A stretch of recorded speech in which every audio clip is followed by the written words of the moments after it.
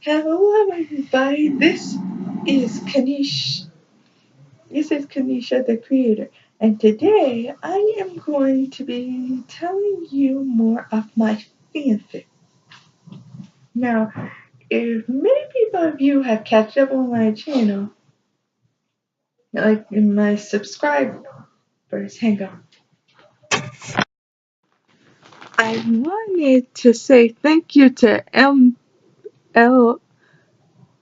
MLP Blue Sky and Mario and gang for the nice comment. Especially Mario and gang. I hope I hope when I put this out that you're watching this video. I am going to read the entire. My bad. Where is that? Oh, yeah. As I was saying, I am going to read the entire story. I'll try my best. It'll probably take an hour. But I'm going to read so far the entire story of my fan fiction story that I already put on fan fiction. So yeah, this is fan fiction on YouTube. It's called Harry and the Discovery of the Sorcerer's Stone.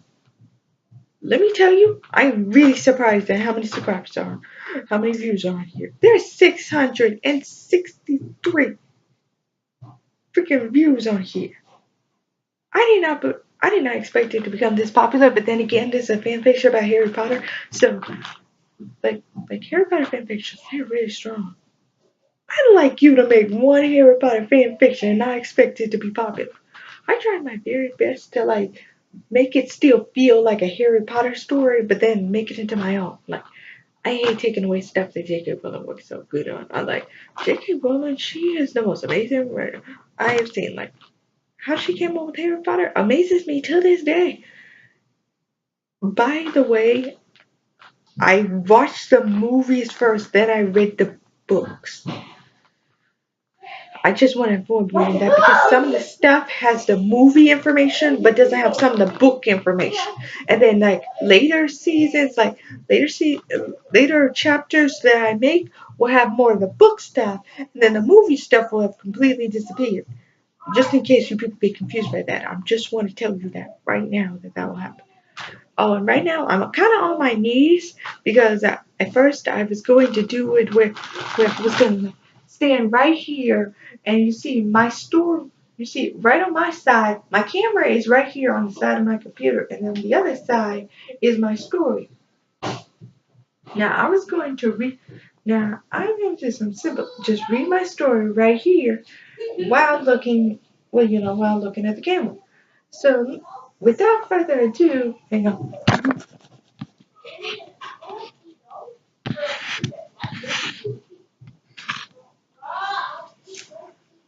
Okay, now let me start this. Wait. I think I'm too far. Let me get closer.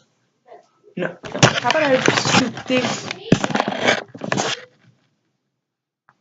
Okay, now here it is. Okay, new readers, I must tell you that I recreated this. So all readers that like this version that I created can see it. You see, I had two different versions. One of them was Harry Potter and the Guardian Angel, and the other one was Harry and the Discovery of the Stone. Now, you see, at first, it didn't go well. I kind of accidentally created a Mary Sue with Harry Potter. To be honest, I think Harry Potter is a Mary Sue in himself, and so it's kind of Hermione a little bit. But then, but then again, I'm pretty sure that's not what J.K. Rowling insisted. But then again, you will get what I mean. Now, I bet many people are probably confused by what you mean by Harry Potter being a Mary Sue. Think about this. Think about it, really. Sure, he's not super intelligent like Hermione and know all about the magical world like Ron, but think about this. Doesn't it seem like even though he gets into trouble, he doesn't really get into trouble like other people? Like he doesn't, like he's not even punished that often. And sometimes when disaster strikes, and he kind of saves saves Hogwarts and the magical word and such, he just gets awarded instead of being punished for like breaking a bunch of rules. So that's kind of what I mean by maybe too. Like he suffers, but not really. Maybe that's why people are sometimes jealous of heroes like Harry Potter because sure they do get some form of punishment, but it's not strong enough. But I say him having to live with the Dursleys is punishment enough. That's how I feel. Because I promise you, if I had to deal with the Dursleys, man, I would have ran away first. Seriously, I would have just ran away. I think Harry probably had a plan like that, but then he realized it was just too crazy and just decided, you know what, maybe it wasn't that bad. I have to suffer them anyway. I just cannot believe he was able to deal with all that. Man, Harry, I salute you for able to deal with those horrid people. Horrid, horrid, horrid. I don't care. I promised you. I was surprised by the Deathly Hallows when I saw that Petunia actually cared about her sister Lily, and I was like, huh. But it always informed us that the Dursleys hated the Potters, and it turns out they were just hiding it. Well, Vermin, I'm not so sure about. I don't think he was hiding it. I think he really just doesn't like them. But Petunia and Dudley, they actually kind of show a little sincerity. Unlike Vermin, like seriously, do you see any sincerity in this guy?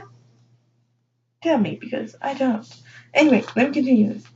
It started on the night Voldemort went to kill Harry. Now, see, in this version, Harry has a cousin living with him named Key. Yes, Key. Yeah, Key. Like, yeah. Anyway, what this is happening in this version? The cousin got left by her parents, and started living with her cousin Harry. And so like I said, y'all all know the story. Voldemort heard about the prophecy, see that Harry would bring his downfall, so he went to Godric's Hollow that night and killed Louis and James Potter, and then tried to kill Harry, but because of Lily's love spell, the it backfired and hit him instead, and a part of okay, I'm not going to go too much into detail. How many people watching this video already know the whole entire story of Harry Potter? Because I promise you don't. You better go to that. You better read that book. Watch the movie. I don't care what you do. You better do one of those things. If I were you, I'd read the book. I feel ashamed because I actually had a Harry Potter and the Sorcerer's Stone book. Guess what I did with it? I judged it so fast I actually just threw it away. I didn't even read it. I just threw it away. All I did was look back at this and I was like, why would they let a kid live under the cover? That's all I said. And I was like, man, I'm gonna throw it away. I threw it away. It was too late. I was like, no, wait. I was like, oh no, it's too late. I already threw it away. I was about to read it. It was too late. I threw it away. See, this is why you need to think before you do stuff. I gotta learn that. Anyway, so here's how it goes. I'm kind of improvising instead of reading this thing word by word like I read it before. Okay, so anyway, after the spell reversed on Voldemort and Harry ended up with the scar, but nothing happened to Key. You see, Key is a fae. A fae is like a fairy, you know, with unique skills. And I put a unique skill sets that I have for the Guardian Angel that I put for Key. So anyway, Key was holding on to her cousin Harry while Harry was crying and seeing his letter on the ground. Still, guess who came? No, seriously, if you people don't know this, you really gotta read the book. Anyway, so Hagrid came and picked up the kid. Seeing he wrapped her arms around Harry, he knew that was Kia's. Done. Kia is Key's mother. If you didn't catch it, seriously. If you didn't, I don't know what to tell you. Anyway, so anyway, he took them both from the house and rode them on the motorcycle. You know that this is serious as motorcycle. If y'all didn't, then seriously, what's wrong with you people? Anyway, meanwhile, Professor McGonagall finds and watches the Dursleys all day in her cat form and sees what kind of people they are. Horrible, wretched, unbelievable, undeniable. I'm sorry, I'm sorry, I'm going too far, I'm sorry. Okay, let me focus, let me focus, let me focus. Okay, anyway, they are horrid people. You can't. Anyway, she figures out that Aunt Petunia is nosy and likes to sneak up on her neighbors by pretending to guard it. You know, snipping, then looking through the hedges like a creep. Anyway, while spying on the Dursley, she discovers that Uncle Vermin tries to ignore the truth and wash away the mail that he got from work. See, that mail he got from work was about the Potters being dead and their son Harry. But you see, the Dursleys have brainwashed themselves into believing they're the absolute perfect family that ever could live, and they want nothing to do with the Potters because they think they're too, you know, too magical and stuff, and like they're like Greeks or something. Is that them, Patrick?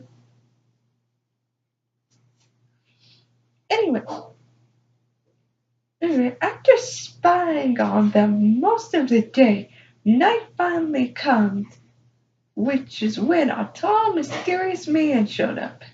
Do you know that tall, mysterious man? Well, if you don't, let me give you a description. He has hair as silver as his beard, bright blue eyes, wearing a purple cloak, buckled boots. If you haven't guessed this man, let me tell you. May I present to you the wisest of the wise, the guy who planned everything through and knew everything that was gonna happen through the entire Harry Potter series, both the book and the movie. Give it up for the one, the only Albus Dumbledore. I am not freaking saying his full name. I gotta tell you, that is a long name. J.K. Rowling was able to come up with that full name is beyond me. No, it isn't because because I actually watched some facts about how she came up with half those names that she put in the Harry Potter series, and let me just tell you, I am shocked that she was able to. I'm shocked that she was able to come up with so much of this stuff. As I was saying, in this part of the story, when it hits night, Albus Dumbledore came. He was walking around the place, just as a normal person would walk. And from his cloak, he was holding up, I think it was kind of like a lighter.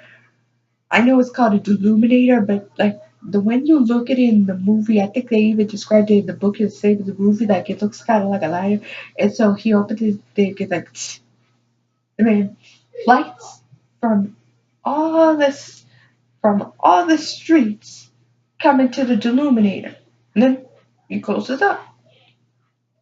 Then, while he was walking and taking on the lights, he noticed a familiar cat.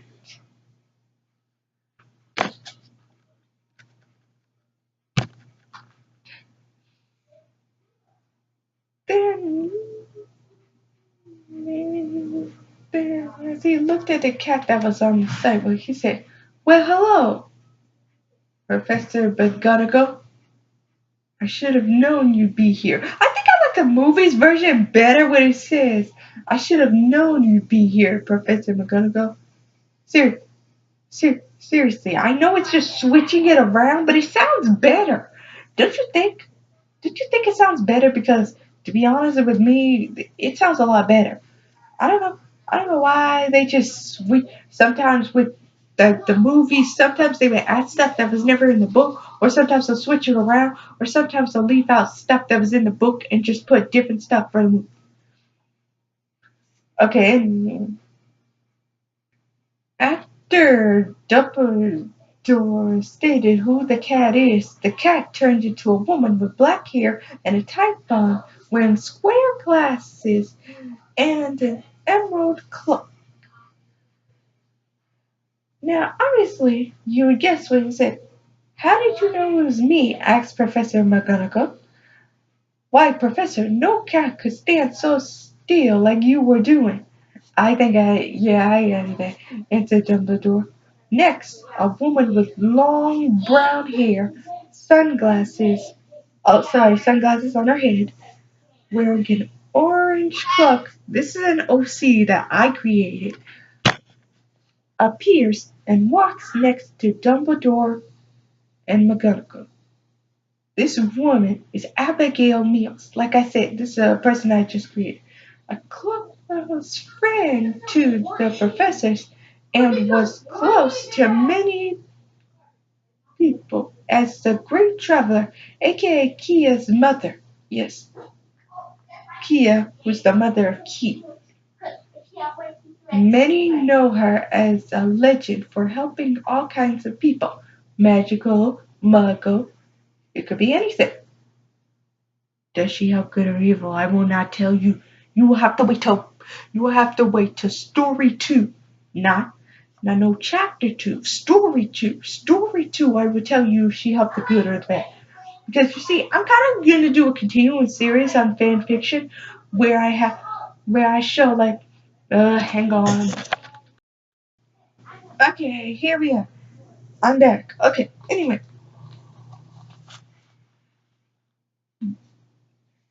Let's restart. This woman is Abigail Mills. Yeah, Abigail Mills. Huh, I did that first. Okay, she's a close friend to the professors, and she is known to many people as a legend because she is mostly everywhere at the right place at the right time. Anyway, she's also Kia's mother. So she finally spoke. Hello, my old friends. I heard of some bad news. What are we doing here? Abigail smiled. But before the professors could answer, Hagrid shows he had just drive down on his motorcycle. Professor Dumbledore, sir? Professor McGonagall? You know I got that from the movie. Abigail, said Hagrid. Lovely to see you again, Hagrid, replied Abigail. No troubles, I hope, Hagrid asked Dumbledore. No, sir. Little ones fell asleep just as I was flying. Try not to wake them, Hagrid told Dumbledore while giving the babies to him. Oh, let me see them. Oh, they're adorable, said Abigail. Are you sure we should leave them with these people? I've watched them all day. They're the worst set of muggles imaginable. They really are. Where's am I gonna go? You know that they pause in the movie. The only family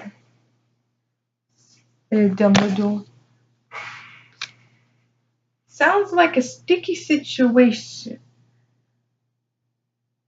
So, sticky situation. Maybe I could find a solution. I'd love to hear this idea, friend, Hagrid smiled. I'm good with the Muggle world, so I can keep a good eye on them. No problem, Abigail told them. I guess that would be a suitable idea. Professor McGonagall agreed to Abigail's terms. Anyway, what's so bad about this family? Wondered Abigail. Abigail explains that the Dursleys blinded themselves to thinking that they're perfect and they want nothing to do with the Potters. Just like I explained. Sorry. Yep, I met that kind of family. I can handle them, Abigail insisted. Dumbledore puts the kids in a basket wrapped in a blanket and leaves a letter in it. Hagrid cries a little because he knows he'll miss the babies. There, Hagrid.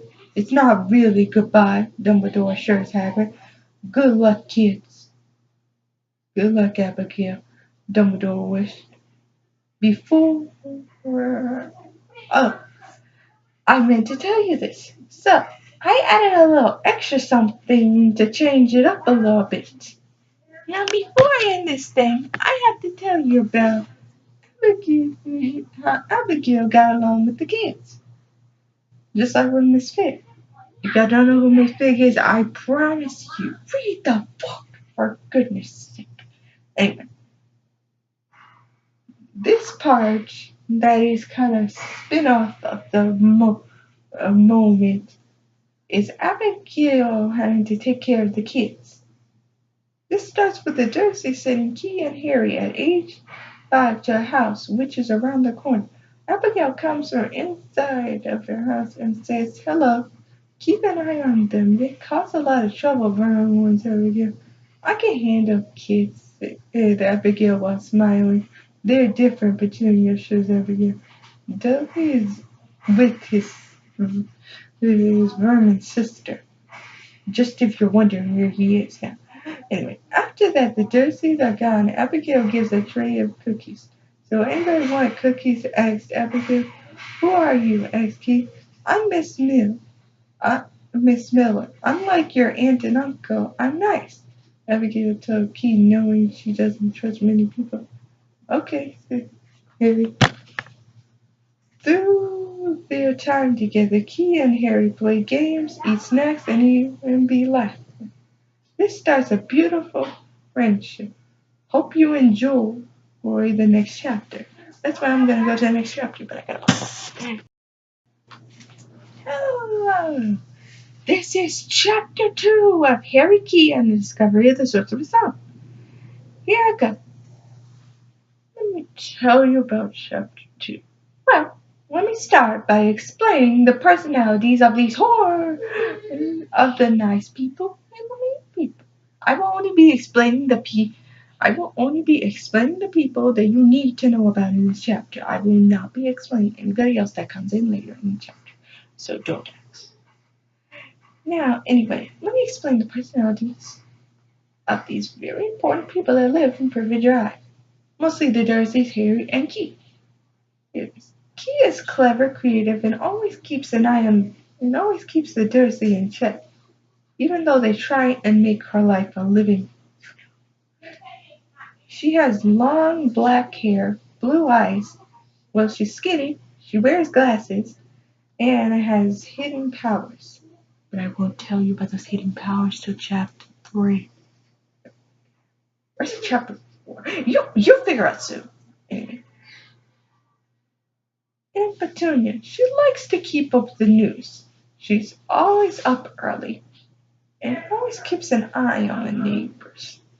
Uncle Vernon, he used to work on drills at Grunners, but now just works in a regular office. Dudley, awkward. Where do I begin with that kid? Oh my gosh, that guy kills me. That guy just kills me.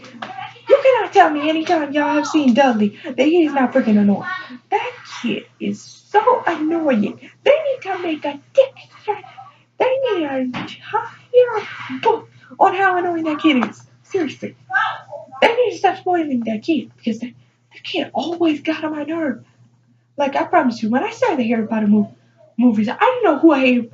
At first, I was like, yep, this movie made me hate this kid in like 2 seconds. Then I met Malfoy. Malfoy. Oh my gosh. You know which Malfoy I'm talking about. I'm talking about Draco.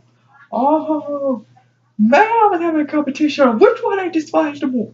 Dudley or Malfoy. Oh man, I gotta tell you. Wait till my father hears about this junk. I promise you, he drives me banana. And Dudley, oh man, I promise you people, I promise you people, I couldn't decide who was worse. Write in the comment section below and hit that like button and tell me which one of you people think is the worst, Dummy or Malfoy, because I will be honest with you, I can never pick who was the worst. If I'm completely honest, I'd say Dudley. But then again, Malfoy, oh man. Then again, Malfoy, he's annoying as well. Like, there is no way you can define anything good about this kid. I try my best to like think of something good about this kid. Guess what I can think right now? This kid is annoying.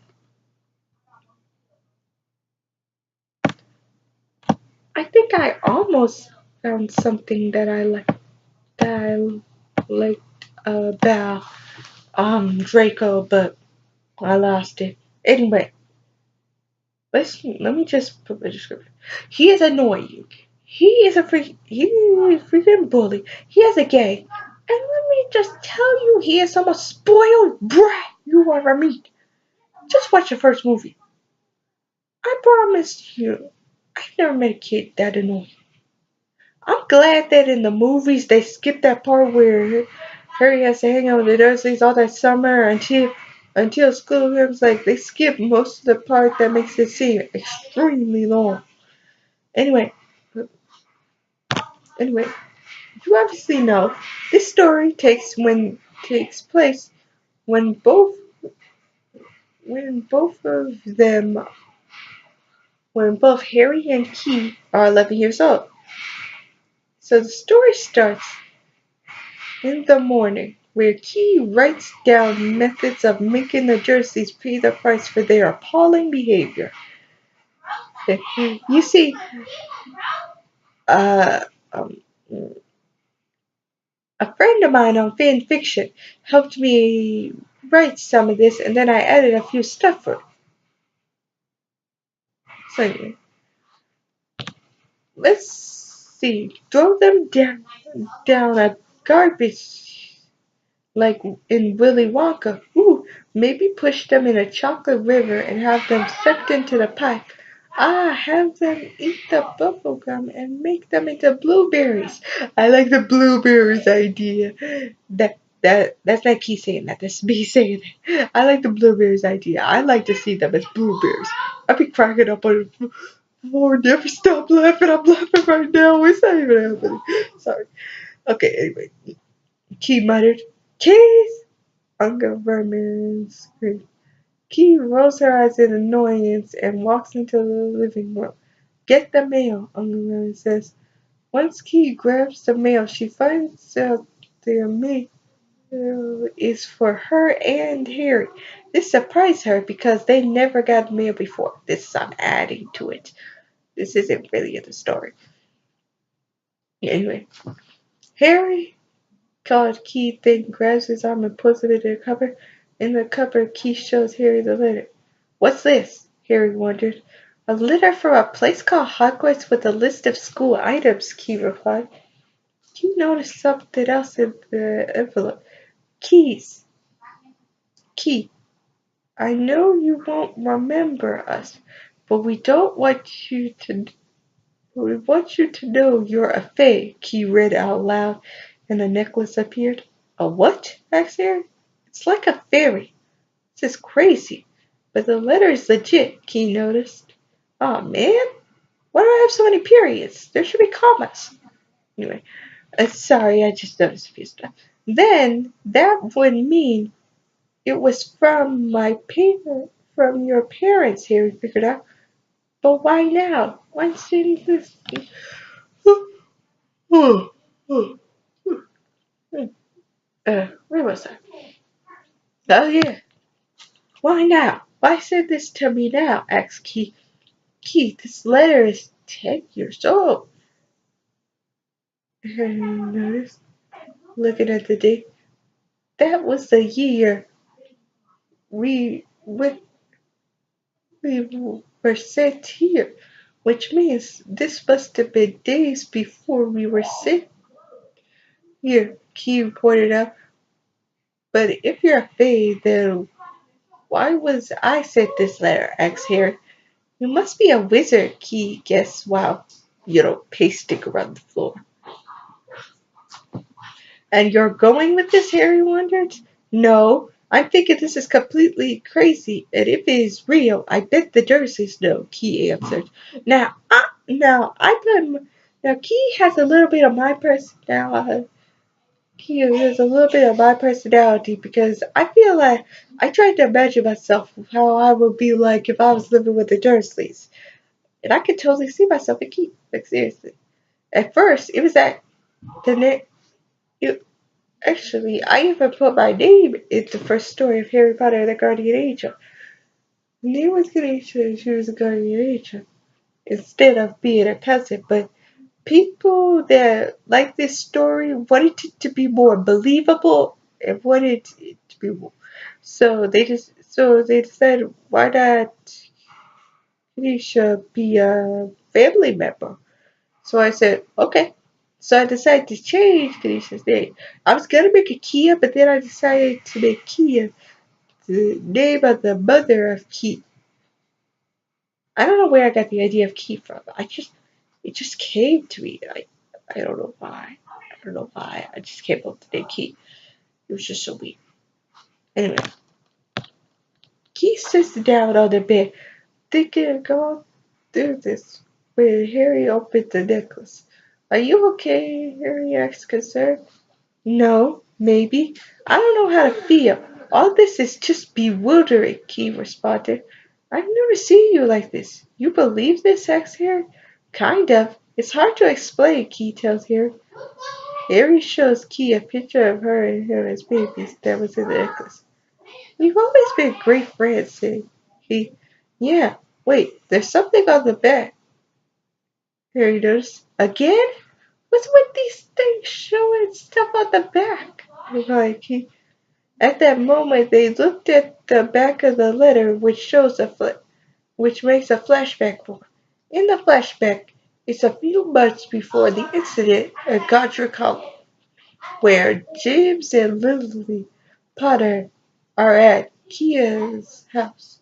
Hey sis, where's the baby? Said James.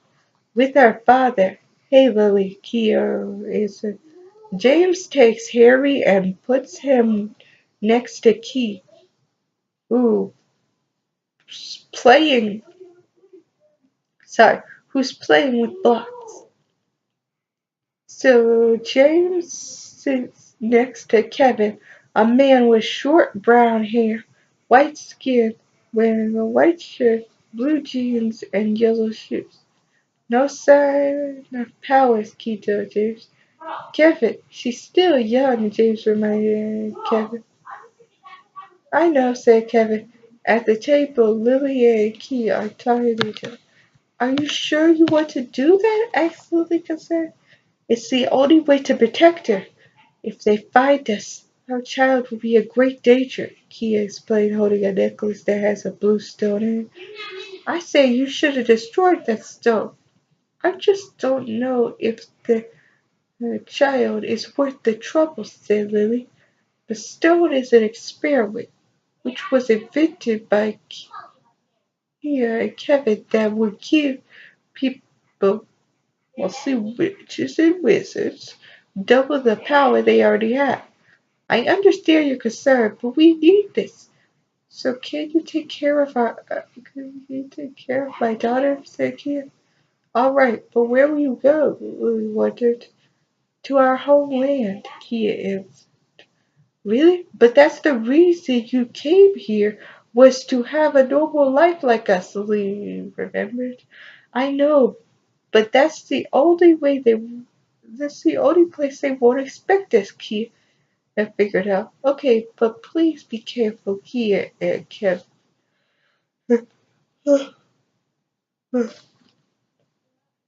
said Lily as they hugged. At the same time, Kia has Harry, but before Kia and Kevin teleport, Kia crawls to her parents. Mommy, Daddy, asked Key, confused. Listen, sweetie, take care of yourself and your cousin. We'll miss you, Kia. Kia and Kevin teleported to a different realm while Key was crying, so Lily goes to Key. It'll be okay. You'll be with us, Lily informed Key. Mom, Dad, gone. Will they come back? Asked Key. I don't know, Lily answered.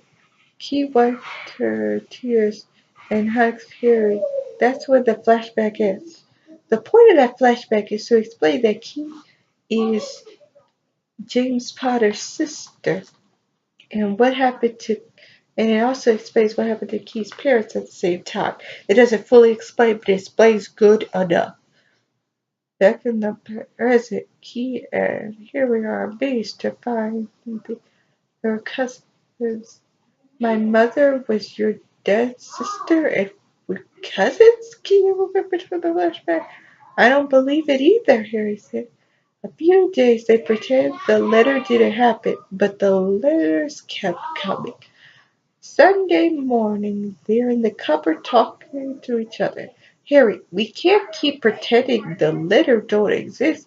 Everywhere I go, I see those letters. It's a nightmare, a complete nightmare, Key told him.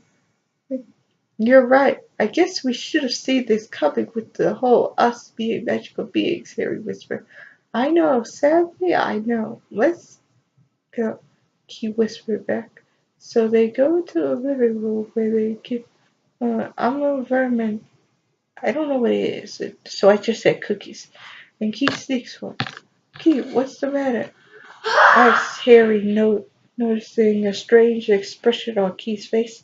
Key leans close to Harry and says something, which is when a zillion of letters come out of the fireplace that made Aunt Petunia scream until they begging for the letter tornado to stop. Are you going to grab one of them? I mean, what if we do get a chance to go to Hogwarts? Asked Harry while keeping his voice low so the Dursleys don't hear. All right, Key agreed. Key grabbed two letters which have Harry and her name on it and puts it in her bag. Wait, they're going to think it's a tad suspicious that we're just sitting here, Key figured out. Guys, said Harry, grabbing the letter which makes Uncle Vermin chase after him while the letters surround him. This is wild, Key groaned. That's it, we're moving away, far away, where they can't find us, Uncle Vermin proclaimed. Uh-oh, Key replied. Each time they moved to a different place, but the letters would still find them. Harry, Key, and the Dursleys settled in a place surrounded by the sea, which seems like a adorable idea. You know, because who would find you in the middle of the sea? Except boats, of course. It's nighttime where Key and Harry in the living room on the carpet. On the carpet, Harry bakes a picture of a birthday cake. Make a wish, Harry. Harry taught it to himself. Happy birthday, Harry. Hope your birthday goes good, said Key with a smile. Thanks. What's up? Wondered Harry once he noticed Key looking at the door. Harry, I'm having one of those weird feelings again, Key told him, which is when they see a door flash a bright light. Harry, wait! There's somebody, there's somebody coming. Somebody I feel like we know, Key figured it out while Harry was about to hide. Really? Asked Harry behind Key. Another bang came from the door. Sorry. Then the door comes down, which makes Harry and Key back up, and the Dursleys come downstairs. Sorry about that, Hagrid apologized. It's okay, said Key with a nervous smile with Harry still behind her. Hagrid picks up the door and puts it back, which is when they notice Uncle Vernon with a shock. I demand you leave at once, sir. You are breaking and entering. Uncle Vernon commented. Dry up, Dursley, you great prude, said Hagrid then squeezes the shotgun, which makes a bullet hit the roof. I would have been terrified. I would have been terrified if I was actually there. Well, I'm surprised that you did. I didn't notice you before, Keith. Harry said, yes. Harry, no need to hide. Keith, I even seen you since you were a baby. Got something for you. Afraid I may have said it, but you might have tasted it just the same, Hagrid told him. Hagrid hands Harry a box with cake inside and a cupcake to Keith. Thank you, said Harry. Yes, this is a sweet gift, Keith replied. It's not every day you see a young man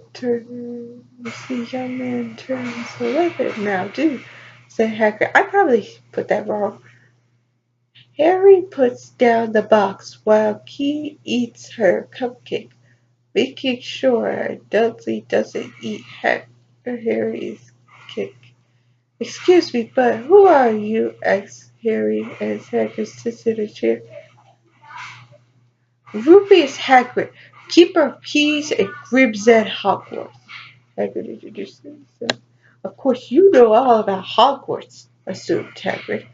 Actually, Hagrid, you see, we know very little. That's why we were surprised by your appearance, he informed Hagrid. Really? Then do you know about you being a fae and Harry being a wizard? Hagrid. Yes, answered Keith. That's enough. We swore when we took it and we put a stop to all this, brothers. Uncle Vernon interrupted. You knew, you knew all along. You never told us, said Harry, upset. I knew it, Keith blurted. Of course we knew. How could you not be my perfect sister being who she was? My mother and father were so proud the day she got her letter. We have a witch in the family. Isn't it wonderful? I was the only one to see what she was. A freak. Then she with that Potter and she had used it to use to strange and normal. Please, she has the blood of every goblin to you explain it to me. But that wasn't it.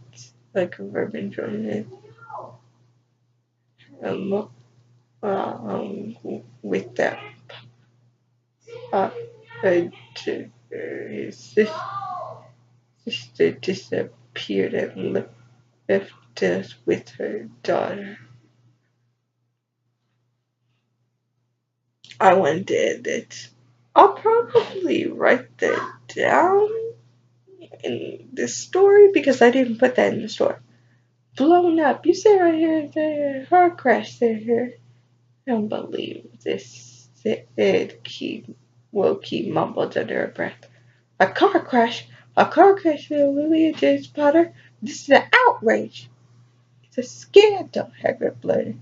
They'll not be going, said Uncle Vernon. I disagree. You have no right to choose where we go at this moment, filling us with nonsense and keeping us from the truth. He spoke truthfully.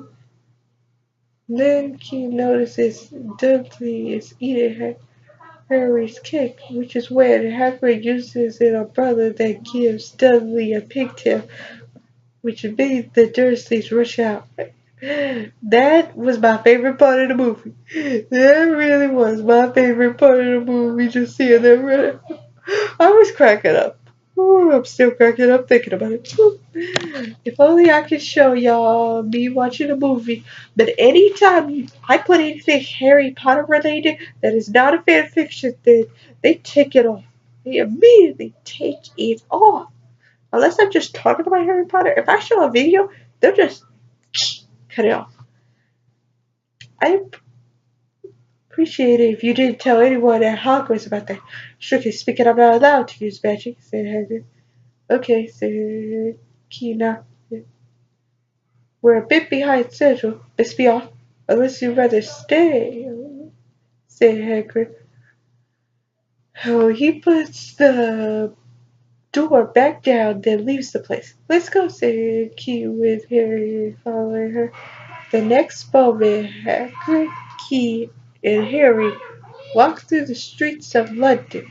All students must be equipped with one standard-sized two-pewter cauldron, and they may bring, if they desire, either an owl, a cat, or toad. Can we find all this in London? Read Harry.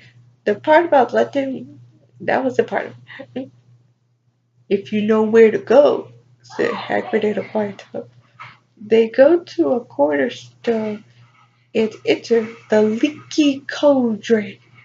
I like that name, the Leaky Cauldron. I really like that name. Anyway,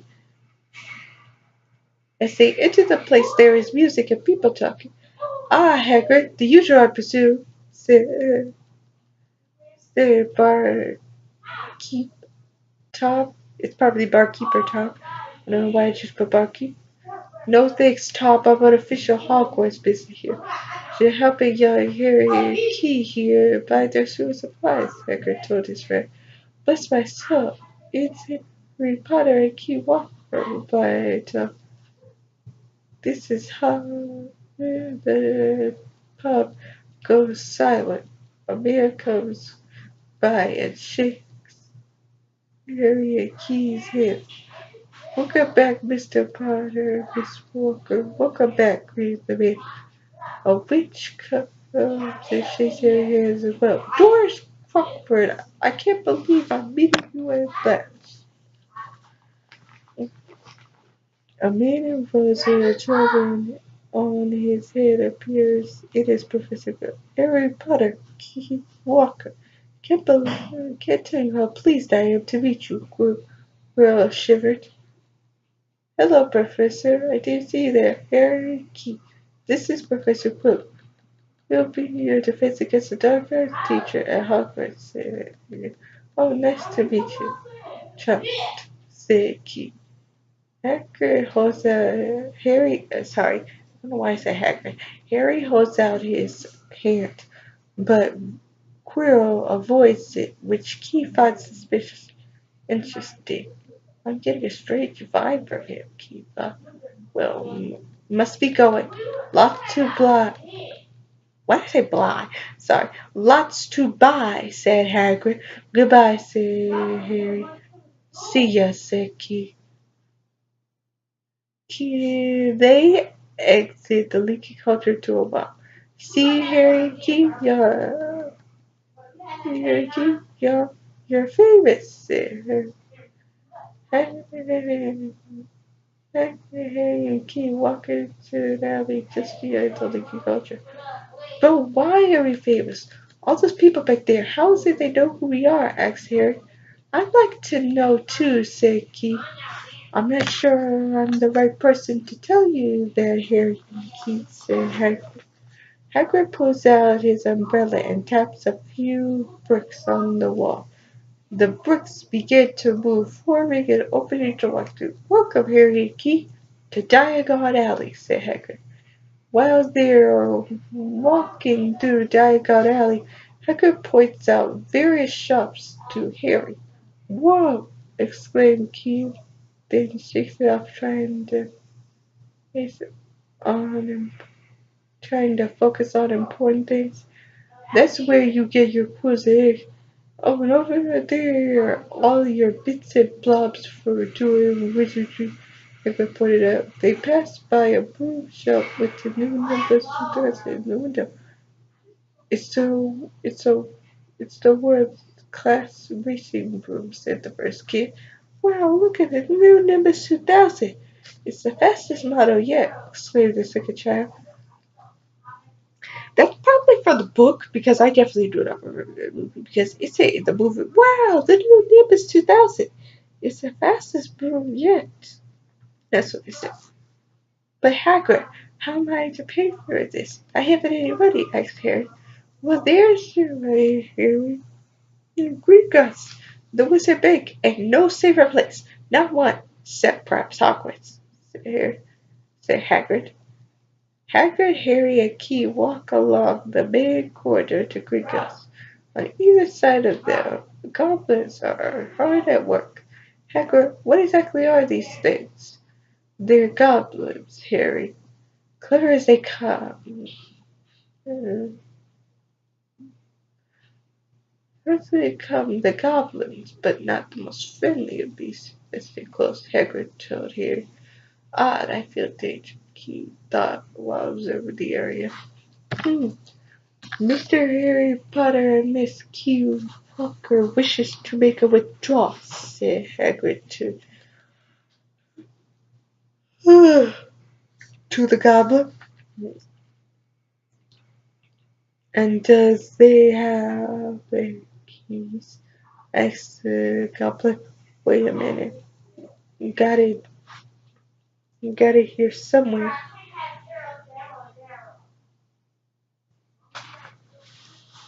Okay. Ah, there's a little devil. Or there's something else. Professor Dumbledore said Hagrid searches in his pocket.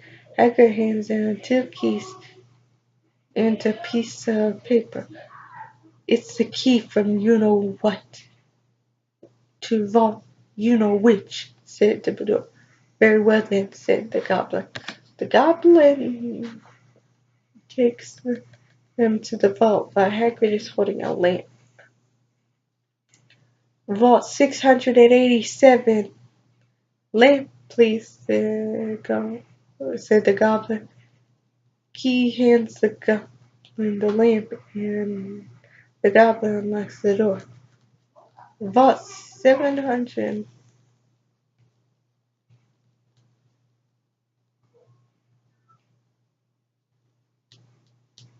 Oh my gosh, my bad. I mixed it up. I gotta fix it. Everything unlocks the door. Harry and Key see 2 stacks of gold coins and look at it in awe.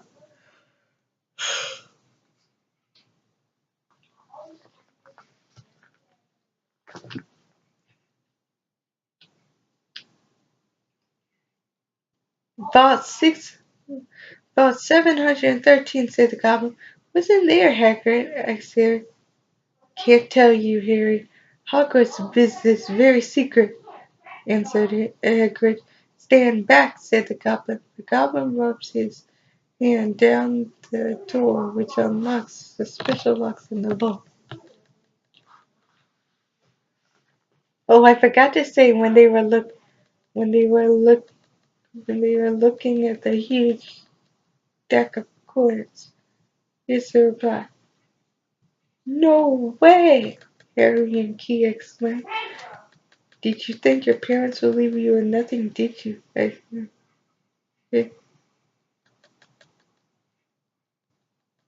So anyway, in Vault 713, Hagrid gets the little pack, they see in the movie and puts it in his pocket.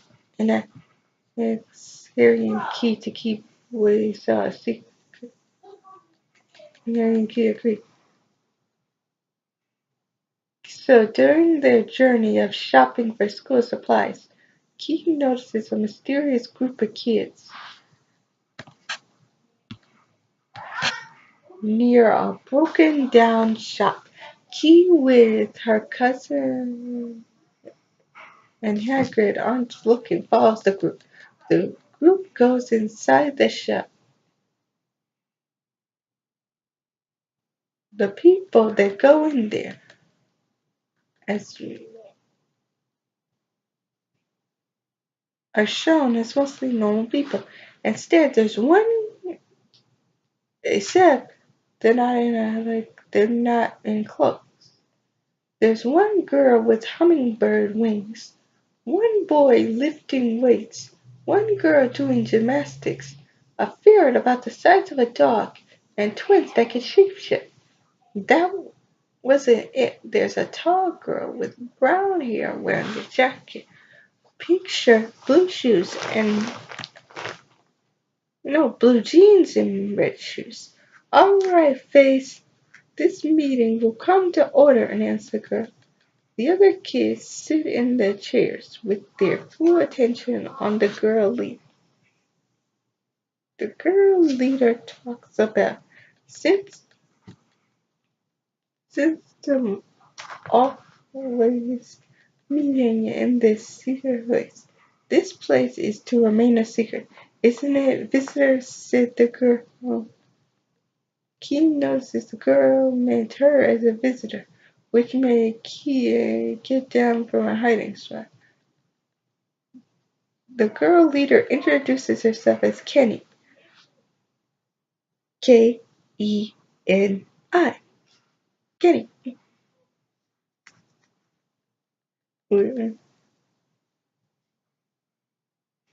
Introduces as Kenny as Key came out of the shadows and opens her mouth wide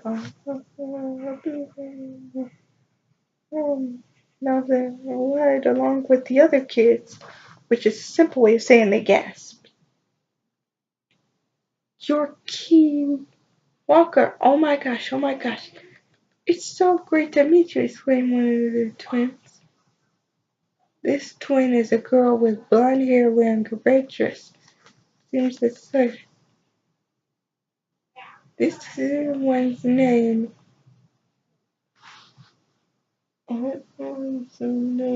is Lee.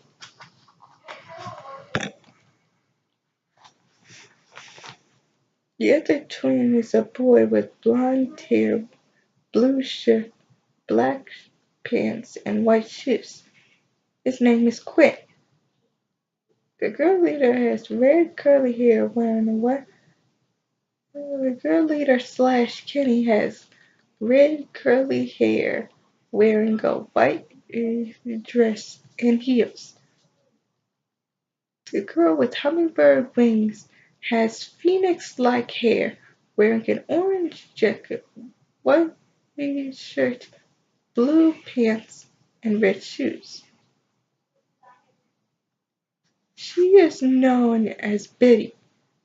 The boy lifting weights, he has black hair, sunglasses, wearing a red shirt, white pants, and black shoes. He's known as Devin. I can't believe you're here.